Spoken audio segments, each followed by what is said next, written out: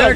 ये क्या हो रहा है? देखो ये क्या हो रहा है? देखो ये क्या कर रहे हो आप? अमित शाह को बुलाओ यहाँ ऑफिस में। बंगाल में क्या कर रहे हैं अमित शाह? अमित शाह क्या कर रहे हैं? हाँ, ये क्या चोरी कर रहे हैं? बहुत चोरी कर रहे हैं अमित शाह। आहिस्ता चलो, आहिस्ता चलो, आहिस्ता चलो, आराम से, आराम से, नहीं जाओ, आराम से चलो। अमित शाह अमित शाह हाय हाय। Shame, shame, Amit Shah, shame. Use this. আইপ্যাকের অফিস এবং কর্ণধার প্রতীক জৈনের বাড়িতে ইডি হানার প্রতিবাদের আঁচ এবার রাজধানীতে। খোদ কেন্দ্রীয় স্বরাষ্ট্রমন্ত্রী অমিত শাহ দপ্তরের সামনে শুক্রবার ধর্নায় বসেন তৃণমূলের সাংসদরা, কিন্তু সেই প্রতিবাদে বাধা দিল দিল্লি পুলিশ।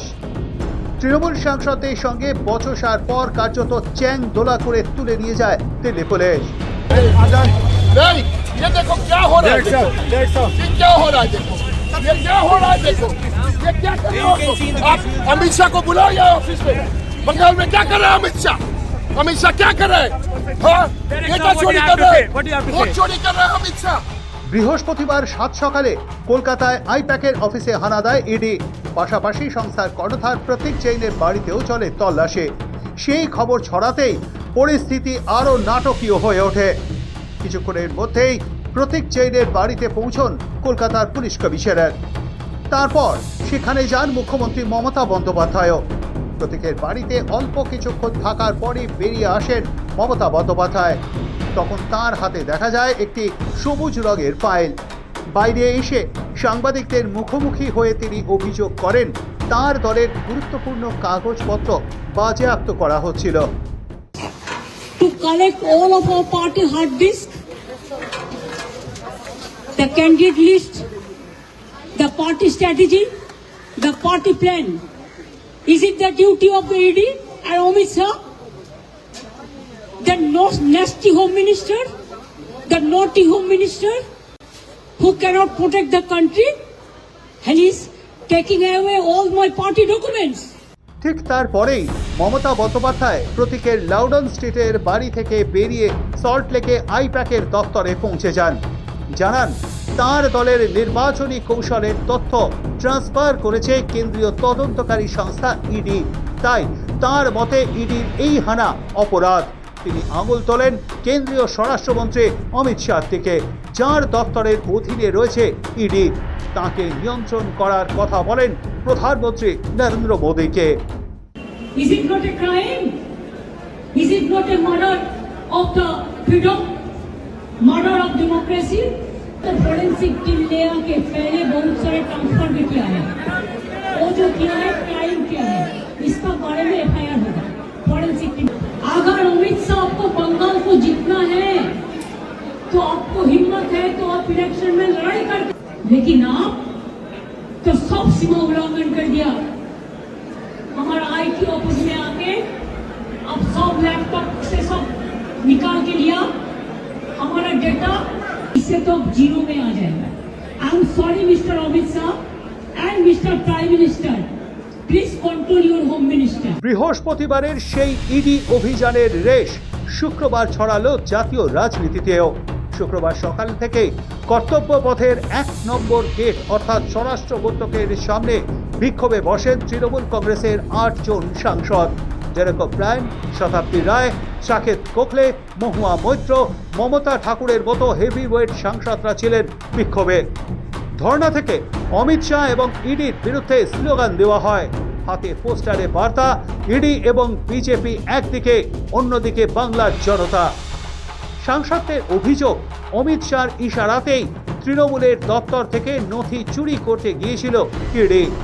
জেরেকব ব্রায়ান, শতাব্দী রায়রা স্পষ্ট বলে দেন অমিত শাহ তৃণমূলের অফিসে দলের স্ট্র্যাটেজি চুরি করতে পাঠিয়েছিল। সকাল 8:30 নাগাদ ধর্ণা শুরু করেন তৃণমূলের সাংসদরা।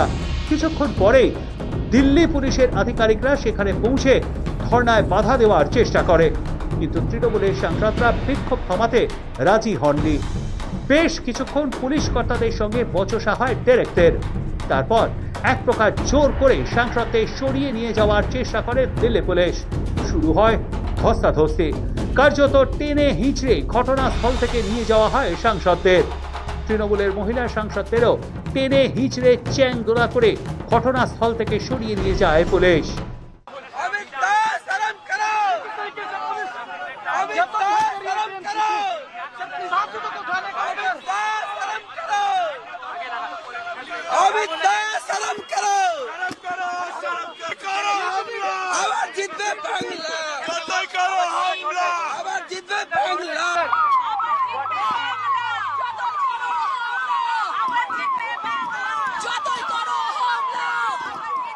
हाँ, ये क्या चोरी कर रहे हैं? वोट चोरी कर रहे हैं अमित शाह। हाँ, ये क्या? You are being detained now. You are being detained. You are being detained now. What do you have to say? You're seeing what is happening with Amit Shah's Delhi police. You're seeing what is happening to MPs. Hi hi ED को लुटेरा डकैती करके हमारा information ले रहा है। बंगाल में आप जीतेंगे जो भी कर ले, जो भी कर ले, इस बीजेपी को हम हरा के रखेंगे। প্রত্যেকটা এমপিকে যে অসম্মান করলো, আমরা ওখানে শান্তিপূর্ণভাবে ধর্ণা দিচ্ছিলাম, আমাদের যে বক্তব্য সেটা আমরা বলছিলাম, কিন্তু ওরা এত অসভ্যের মতো মহিলা পুলিশ এনে এত শক্তি দেখাচ্ছে, প্রত্যেকের ব্যথা লেগেছে, প্রত্যেকে আজকে হট হয়েছে এদের অসভ্যতার জন্য। এদিকে দিল্লি পুলিশ জানায় প্রথমে তৃণমূল সাংসদদের সেখান থেকে সরে যাওয়ার জন্য অনুরোধ করা হলেও তারা তাতে রাজি হননি। তারপরেই বিক্ষোভ সরাতে হস্তক্ষেপ করে পুলিশ। তৃণমূলের এই ধর্ণা কর্মসূচি নিয়ে তোপ দেখেছে পদ্ম শিবিরও। पूरा देश देख रहे हैं क्या होगा धरना प्रदर्शन करके। लोकतांत्रिक व्यवस्था है, धरना दे ही सकते हैं, उसको देने दीजिए। तृणमूल कांग्रेस पश्चिम बंगाल में जैसे पुलिस और सीआईडी का इस्तेमाल करते हैं, तो वो लोग सोच रहे हैं कि भारतीय जनता पार्टी उसी तरीके से ईडी सीबीआई के इस्तेमाल करते हैं। तो बिहार पे भी वोट चोरी का बात किया था ना, नतीजा क्या हुआ?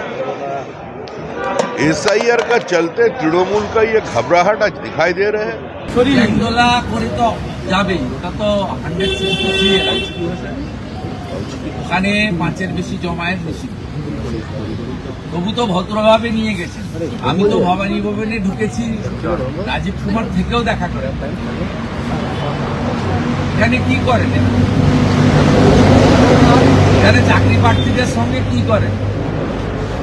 এখানে অভয়ার মায়ের সঙ্গে তার মেয়ের ন্যায্য বিচার চাওয়ার আন্দোলনে কি করেছে?